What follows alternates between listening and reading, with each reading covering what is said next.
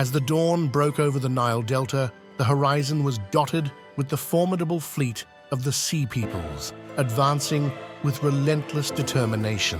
Ramses III, standing at the prow of his warship, observed the approaching menace, his heart steeled for the battle that would decide Egypt's fate. The Egyptian sailors felt the cool breeze of the early morning, a stark contrast to the tension that gripped them as they readied their ships. They painted protective symbols on their hulls, invoking the gods for victory against the invading fleet. The Sea Peoples, a confederation of naval warriors whose origins remained shrouded in mystery, maneuvered their ships with skilled precision, ready to clash with one of the most established civilizations of the time. Their war cries echoed across the water, a chilling sound that intended to intimidate the Egyptian defenders. Ramses III commanded his fleet to form a defensive line at the mouth of the delta, utilizing the narrow channels to their advantage. The strategy was to bottleneck the enemy, restricting their numbers and mitigating their advantage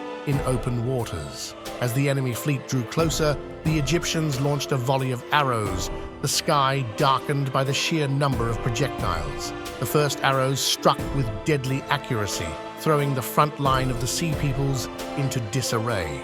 Under Ramses's command, Egyptian marines boarded enemy vessels, engaging in brutal hand-to-hand combat. The clash of bronze weapons and the shouts of battling warriors filled the air, the delta turning into a chaotic battleground.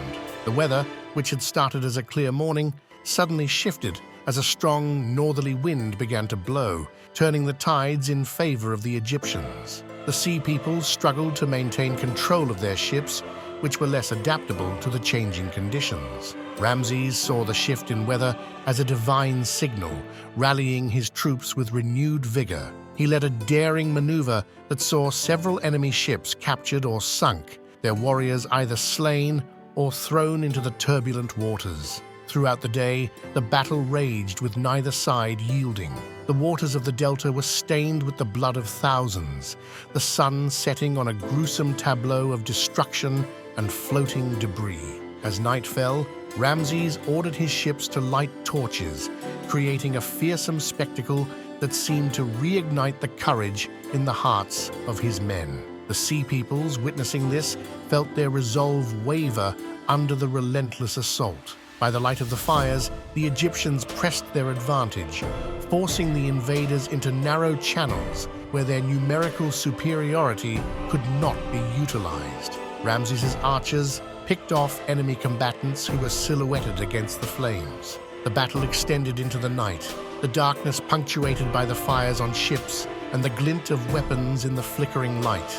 The cries of the wounded and the dying echoed over the water, a grim chorus to the night's violence. By dawn, the Sea People's will was broken. Their coordination crumbled under the continuous offensive. Many tried to flee, their ships limping away from the battle scene, heavily damaged and easy prey for the pursuing Egyptian vessels. Ramses surveyed the aftermath from his flagship, the deck around him quiet, except for the gentle lapping of water against the hull. The delta was reclaimed, the threat of the Sea Peoples repelled by his strategic brilliance and the valor of his navy. In the days following the battle, the shores of the delta were lined with the wreckage of the Sea Peoples' fleet, a stark reminder of the fierce confrontation. Ramses ordered these remnants to be collected and displayed as trophies of the victory. Victorious, Ramses returned to his capital, where he was greeted as a savior of Egypt. The people hailed him in the streets, flowers and garlands thrown at his feet, the air filled with songs of his bravery. The king commanded the construction of a new temple to commemorate the victory, its walls carved with reliefs depicting the battle. These images served not only as a record of the event, but also as an eternal testament to the gods' favor. The victory at the Battle of the Delta had profound effects on Egyptian society and its neighbors. It deterred further invasions and stabilized Egypt's borders, allowing Ramses to focus on internal development and religious endowments. Our journey through time comes to an end for today. We embark on new adventures every week. If you relish the experience, please like and subscribe.